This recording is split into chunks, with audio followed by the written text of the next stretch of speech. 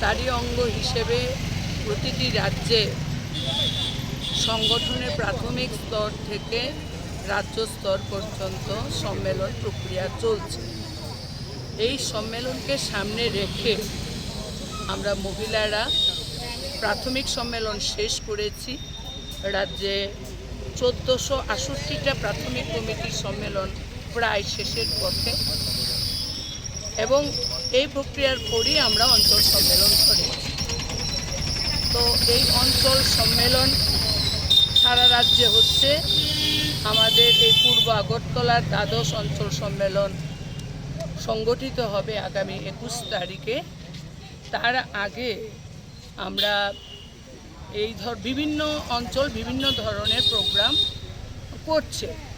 তো পূর্ব আগরতলায় এখানে বৃক্ষ দানের যে কর্মসূচি তারা এটা গ্রহণ করেছে। তো আমরা এই কর্মসূচিতে আমরা অংশগ্রহণ করছি। সাধারণ মানুষকে আমরা গাছ দিচ্ছি, কারণ গাছের বড়ই অভাব। আমরা দেখেছি আমাদের আগরতলা শহরে বিভিন্ন দিকে আগে প্রচুর গাছ আমরা দেখতাম, বিভিন্ন অনুষ্ঠানে গাছ রোপণ করা হতো, কিন্তু সম্প্রতি দেখছি বিভিন্ন জায়গায় গাছ সেখানে কেটে নিচ্ছে। একটা গাছ একটা প্রাণ।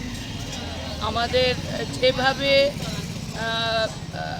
জলবায়ু দূষিত হচ্ছে, বন্যা, ভূমিকম্প ইত্যাদি যেভাবে বাড়ছে, সেই জায়গায় যদি একটা গাছ থাকে প্রাকৃতিক বিপর্যয় রোধে একটা হাতিয়ার হতে পারে।